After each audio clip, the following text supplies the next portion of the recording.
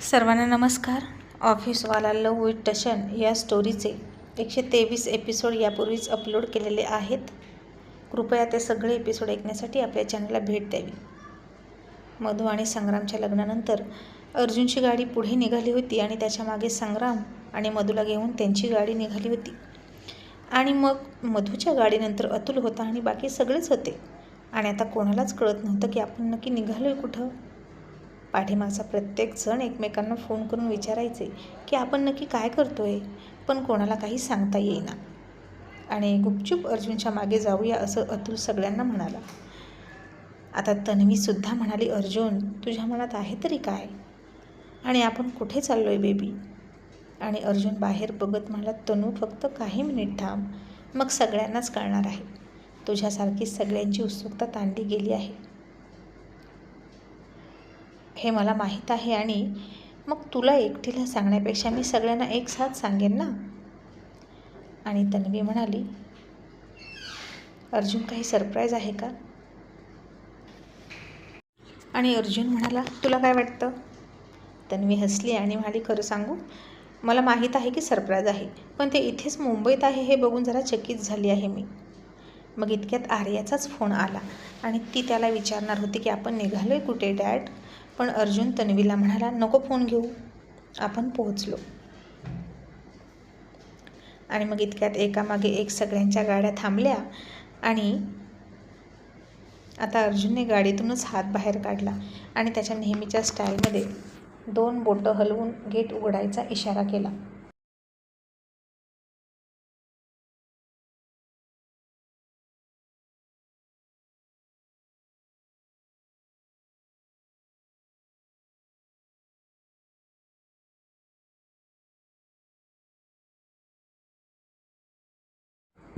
आणि मग वॉचमॅननं एक मोठं गेट उघडलं आणि मग त्या गेटमधून आधी अर्जुनची गाडी आत गेली आणि मग त्यामागे सगळ्या गाड्या आत गेल्या. पण आता सगळ्यांनी गाडीतूनच बघितलं तर मोठा प्रशस्त बंगला होता, तो 3 फ्लोअरचा. आणि त्याची जडणघडणच इतकी सुंदर होती की बघताक्षणी वाटत होतं की आतमध्ये किती आलिशान असेल तो. बाहेरून सुद्धा खूप छान सजावट होती बंगल्याची. आणि आता सगळेच खाली उतरले. अतुल अर्जुनकडे आला आणि म्हणाला, अर्जुन सर हे काय आहे. आणि अर्जुन त्याच्या खांद्यावर हात टाकून म्हणाला, आपल्या मुलीचं घर आवडलं का. अरे यार, मी पण तुला काय विचारतो, तू थोडीच इथं राहणार आहेस. ज्यांना इथं राहायचं आहे त्यांना विचारूया, असं म्हणून तो मधूकडे गेला आणि म्हणाला, मधू आणि संग्राम, तुमचा गृहप्रवेश इथे होणार आहे आणि आजपासून तुम्ही दोघे इथे राहणार आहात. हे तुमच्या हक्काचं घर आहे. तसं संग्राम चकित झाला ते इतकं मोठं घर बघून, आणि काय बोलावं त्याला कळेना. हो, नाही, थँक्यू, सॉरी, त्याला काहीच बोलायचं सुचेना. सोबत जितेंद्र होते, त्याचे पप्पासुद्धा होते. आणि तो आलिशान बंगला पाहून संग्रामनं किती मोठं नशीब काढलं असं त्यांना वाटायला लागलं. आणि मधूने मात्र अर्जुनला मिठी मारली आणि म्हणाली, थँक्यू अंकल. आणि आता खरं तर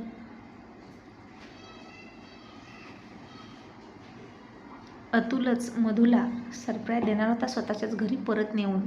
पण मधुला टेन्शन आलं होतं की आता तिचा गृहप्रवेश कुठे होणार. अतुलच्या घरी जाणार असली तरी वडिलांच्याच घरी गृहप्रवेश कसा करणार. आणि नक्कीच संग्रामचा पगार बघता आणि त्याला कुठे नोकरी, आत्ता कुठे नोकरी लागली आहे हे बघता त्याला लवकर घर मिळणं शक्य नव्हतं. पण तरीही मधुची तक्रार नव्हती त्याच्याविषयी. ती तर वेडी फक्त त्याच्या प्रेमावर जगणार होती. बाकी सगळ्या गोष्टी तिला खूप नगण्य वाटायच्या त्याच्यासमोर. आणि सगळं माहीत असतानाही म्हणूनच तर तिनं फक्त त्याला निवडला होता. आणि आता इथे तिचा गृहप्रवेश होणार एका वेगळ्या स्वतंत्र घरात, म्हणून ती खुश झाली. आणि अर्जुन म्हणाला, Tanu, Asmita, Riya, Neha and all ladies go inside. आतमध्ये जा आणि गृहप्रवेशाची तयारी कशी झाली आहे ते बघा आणि आम्हाला कॉल करा. आता सगळ्यांना खूप आनंद झाला. आणि अर्जुनचं हे सरप्राईज सगळ्यांना आवडलं. आणि अतुल म्हणाला, सर खरं तर हे मला सुचायला हवं होतं, पण मी तर त्या दोघांना माझ्याजवळच ठेवणार होतो, त्यामुळे त्यांना वेगळ्या घराची काय गरज आहे असंच मला वाटलं. पण तुम्ही हे सगळं कधी केलं. तुम्ही मलाही काही नाही सांगितलं. आणि अर्जुन हसला आणि म्हणाला, अतुल, एक गोष्ट सांगतो तुला. मुलीवर कितीही प्रेम असलं तरी मुलगी जवळ ठेवायची नसते. हवं तर तिला शेजारच्या घरात ठेवायची, पण आपल्या घरात नाही, असं मला तरी वाटतं. आणि हे सन इन लॉ असतात ना माझ्यासारखे अकडू, त्यांना थोडीशी अडचण होते रे आपल्या घरी राहायला. आणि डफर, मी माझ्या बायकोला सुद्धा या सरप्राईजबद्दल काही नाही सांगितलं. मग तू कोण आहेस, तुला का सांगू? आणि आता आपण इथे केव्हाही येऊ शकतो मस्ती करायला, हो ना? आणि मधू, पाठीमागच्या बाजूला स्विमिंग पूलसुद्धा आहे. आणि आर्यन म्हणाला, वाव, अजून आपल्या घराला सुद्धा स्विमिंग पूल नाही डॅड, पण मी स्विमिंग करायला इकडे येणार. आणि मग आरव म्हणाला, अंकल, आणि हे घर आम्ही बघू शकतो का? अर्जुन म्हणाला, वाय नॉट, बघू शकता. मग आता सगळे गृहप्रवेशाची तयारी होईपर्यंत बाहेरून बंगला बघत होते. बंगल्याची सजावट, डेकोरेशन खूप छान होतं. आणि आज तर मधू इकडे येणार होती म्हणून अगदी नव्या नवरीसारखा नटवला होता बंगला. अगदी रिच अँड स्टायलिश वाटत होतं हे घर. आणि मग इतक्यात तन्वीनं हाक मारली आणि म्हणाली, अर्जुन, या सगळे. मग मधू आणि संग्राम एकमेकांचा हात पकडून दरवाज्यात गेले. तिथे तिच्या गृहप्रवेशाची तयारी केली होती. मग तिनं ते बाप ओलांडलं आणि समोर परातीमध्ये लाल पाणी ठेवलं होतं. त्या पाण्यात दोघांनीही आपला विरुद्ध दिशेचा एक एक पाय तन्वीनं सांगितला तसा ठेवला आणि त्याच्याच पुढे एक कागद होता. त्या कागदावर पाय ठेवले आणि दोघांच्याही पायाचे ठसे उमटवले. आणि आता त्याची सुंदर फ्रेम करणार होते आणि आयुष्यभर असाच सोबत प्रवास करणार, एकमेकांच्या पावलावर पाऊल टाकून.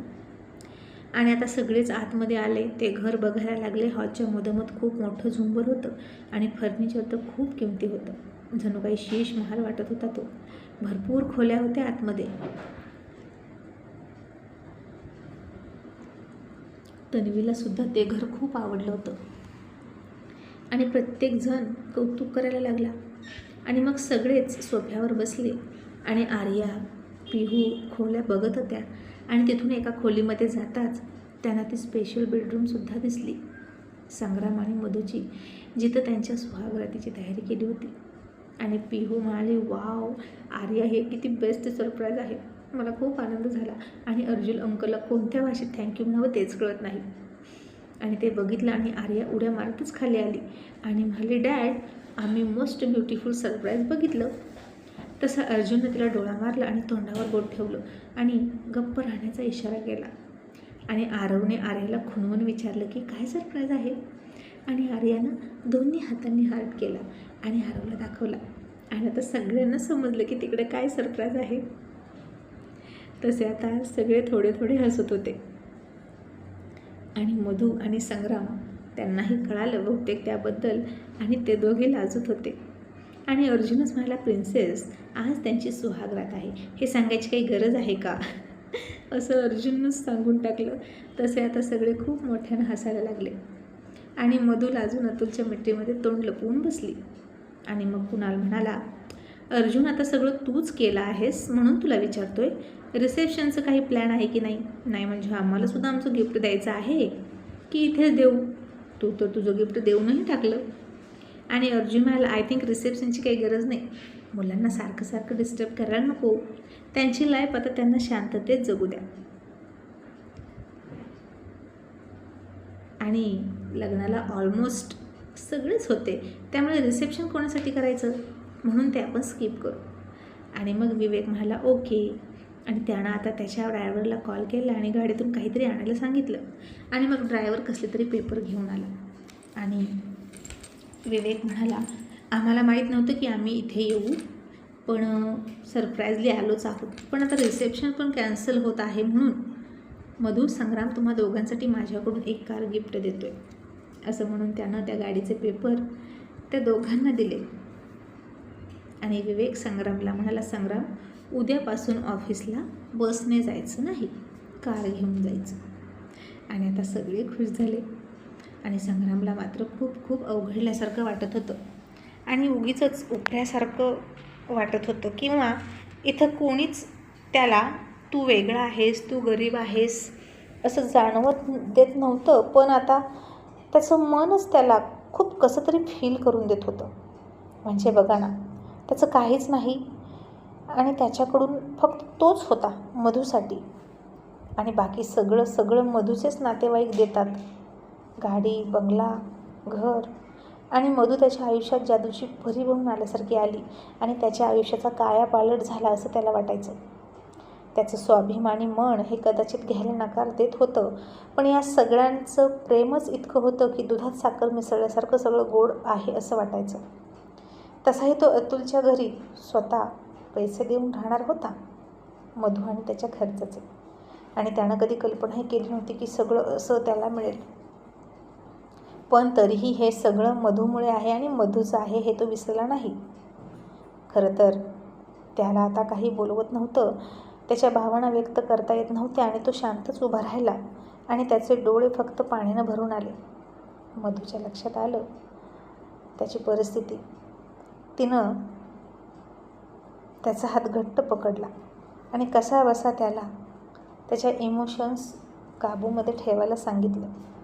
आता जे होते ते सुद्धा तीच थांबवू शकत नव्हती, कारण हे सगळे प्रेमापोटी काही ना काही देणारच होते.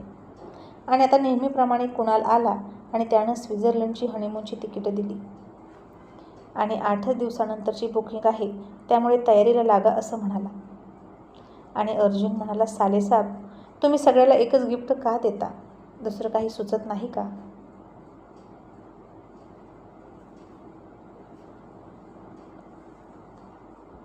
आणि कुणाल हसून म्हणाला, अर्जुन, मी उलट आयुष्यातले सगळ्यात सुंदर आणि मेमोरेबल अविस्मरणीय क्षण साजरे करण्याची संधी देतोय प्रत्येकाला.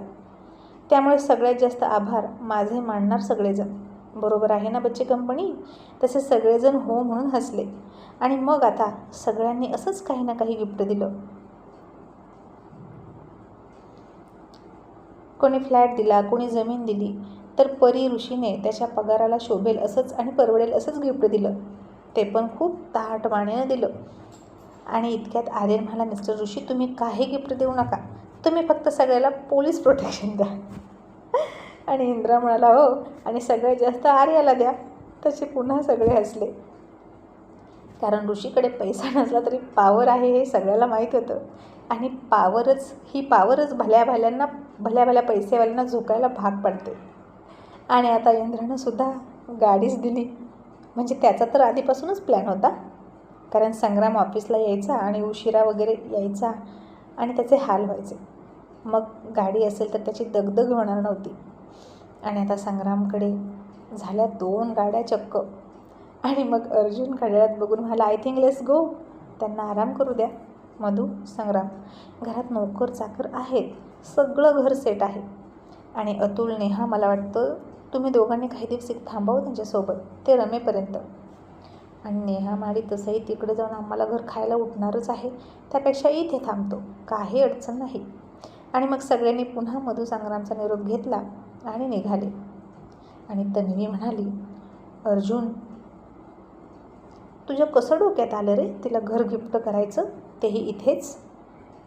मला वाटलं आरव आणि पिहूला तू US प्रॉपर्टी दिली होती गिफ्ट म्हणून, तसं काहीतरी करशील.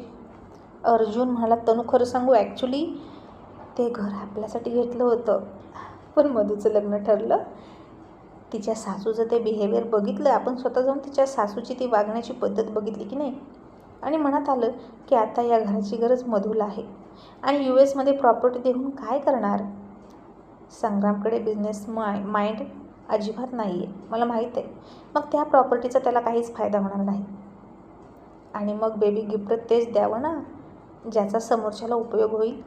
आणि सगळ्यात महत्त्वाची आणखीन एक गोष्ट म्हणजे मला त्या नयनाला आणि संग्रामच्या मम्मीला त्यांची लायकी दाखवून द्यायची होती.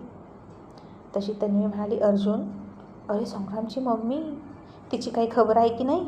आणि अर्जुन, तू खूप बरं केलं त्या बाईला तुरुंगात टाकली, नाहीतर ती गेटच्या बाहेर येऊन सुद्धा तोंडावर हात मारून बोंबलत बसली असती, कारण ती बाई खूप विचित्र आहे. आणि अर्जुन म्हणाला, तनू, अगं मी विसरूनच गेलो होतं तिला. आणि मग त्यानं इन्स्पेक्टरला फोन केला आणि म्हणाला, आता तिला तुम्ही पाणी पाजा आणि सोडून द्या. आणि तिला सांगा मी तिला तिच्या घरी भेटायला येणार आहे. माझ्या मुलीची ती सासू आहे ना म्हणून. आणि मग लग्न सुरळीत पार पडलं. Inspector, thank you so much. लग्नाची मिठाई तुमच्यापर्यंत पोहोचेल असं अर्जुन म्हणाला आणि इन्स्पेक्टर म्हणाले थँक्यू सर. आणि आता संग्रामची मम्मी सुटली आणि तिथलं पाणीसुद्धा न पिता डायरेक्ट घरीच पळून गेली. इतकी भीती बसली होती तिच्या मनात आणि तिची अवस्था पूर्ण मरगळल्यासारखी झाली होती. घरात अजूनही लाईट नव्हती. ती तशीच बेडवर जाऊन पडली. नैनासुद्धा कुठेतरी बाहेर गेली होती. मग मधू आणि संग्रामसुद्धा त्या सजवलेल्या रूममध्ये गेले. ते सगळं बघून मधू लाजायला लागली, पण संग्राम मात्र खूप इमोशनल झाला आणि मधूच्या गळ्यात पडून रडायला लागला. आणि मधू म्हणाली, संग्राम, मला कळत आहे तुझी अवस्था, नको ना रडू प्लीज. मग मला असं वाटतं की तूच माझ्या घरी नांदायला आला आहेस की काय आणि मुलीसारखा रडतोस. तरीही तो हसला नाही आणि म्हणाला, मधू, माझ्या घरच्यांनी मला नाकारलं. मम्मी तर म्हणाली तुझ्यासोबत लग्न केलं तर घरीच येऊ देणार नाही. आणि बघ ना, आज मला माझ्या हक्काचं घर मिळालं. आणि बेबी, मी तुला काहीच नाही देऊ शकलो. सध्या माझ्याकडे फक्त मीच आहे तुझ्यासाठी. पण मी खूप मेहनत करेन आणि तुला सुखात ठेवीन. फक्त मला वेळ दे. मधूनं त्याचे डोळे पुसले आणि ती स्वतः गुडघ्यावर त्याच्या पायात बसली आणि त्याचे दोन्ही हात हातात घेतले आणि डोळ्यांद्वारे फक्त तिच्या भावना व्यक्त करत होती. मग तोही तिथेच खाली बसला आणि खाली बसूनच तिला मिठी मारली आणि ती म्हणाली, संग्राम, हे सगळं मिळालेलं असलं तरी मी तुझ्यासोबत कायम अशीच राहीन, डाऊन टू अर्थ. माझे पाय कायम जमिनीवर असतील आणि माझं मस्तक तुझ्या पायात. आणि या घरावर, सगळ्या प्रॉपर्टीवर आणि माझ्यावर सुद्धा पहिला हक्क तुझाच आहे. आणि तू आता जरी म्हणालास ना हे सगळं काहीच नको आपल्याला, तर मी सगळं सोडेन आणि तुझ्यासोबत कुठेही राहायला तयार आहे. आणि संग्राम म्हणाला, नाही नको, हा त्यांच्या प्रेमाचा अपमान होईल जर आपण नको म्हणालो तर. खरंच सगळे खूप मोठ्या मनाचे आहेत. मग आता दोघे उठले, फ्रेश होऊन आले. थकले होते खूप लग्नाच्या गडबडीत, पण तरीही कुठेतरी मनात प्रेमाची भावना होती. आणि संग्रामनं तिला पाठीमागून मिठी मारली आणि तिच्या उघड्या खांद्यावर त्याचे ओठ टेकवले. तशी मधू शहारली आणि तिनं पाठीमागं वळून त्याला मिठी मारली आणि संग्रामनं लाईट ऑफ केली. आणि दोघेही आता एकमेकांवर प्रेम करत एकरूप झाले आणि कायमचे एकमेकांचे होऊन बसले. आणि आता तिकडं दुसऱ्या दिवशी अर्जुन ऑफिसमधून लवकरच निघाला आणि तन्वीलासुद्धा त्यानं बोलवून घेतली आणि थेट गेला संग्रामच्या मम्मीच्या घरी. आणि तिच्या घरात अजूनही लाईट नव्हती, पाणी नव्हतं. आणि ती आणि नैना कशी ॲडजस्ट करत होत्या काय माहीत. आणि आता अर्जुनला दरवाज्यात बघितलं आणि संग्रामचे पप्पा पुढे आले आणि म्हणाले, अरे अर्जुन सर, या ना. तशी संग्रामची मम्मी पुन्हा अर्जुनकडे रागात बघायला लागली. नैनासुद्धा गाल फुगवून गप्पच होती. आणि अर्जुन तसाच त्याच्या ॲटिट्यूडमध्ये म्हणाला, नो थँक्यू, आता मला या घरात येण्याची गरज वाटत नाही, कारण माझी मुलगी मी इथे न देता दुसरीकडे सेफ ठेवली आहे. आणि काय मिसेस जगताप आणि मिसेस नैना जगताप, कशाचा इतका माज होता तुम्हाला? आय थिंक तो आता संपला असावा. आणि संग्रामची मम्मी तरीही म्हणाली, आता तुमची मुलगी इथे नाही ना, मग माझा मुलगाही तुम्ही तिकडे नेलात, मग आता इथे कशाला आलात? आणि अर्जुन म्हणाला, अभिनंदन करण्यासाठी. शेवटी तुमच्या मुलाचं लग्न झालं आणि तुम्ही जिवंत आहात याची तुम्हाला आठवण करून देण्यासाठी आलो. तसं संग्रामच्या मम्मीला आणि नैनानं अर्जुनकडे रागात बघितलं आणि अर्जुनने सुद्धा तिच्याकडे रोखून बघितलं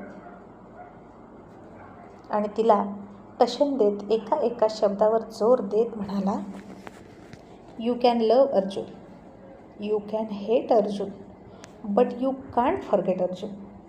तुम्ही मला कधीच विसरू शकत नाही. अंडरस्टँड? You better understand. असं म्हणून अर्जुन पाठीमागे फिरला आणि तिथून बाहेर गेला. आणि जाता जाताच त्यानं हवेत हात उचलून 2 चुटक्या वाजवल्या. तसं त्या घरात लाईटही आली, पाणीही आलं.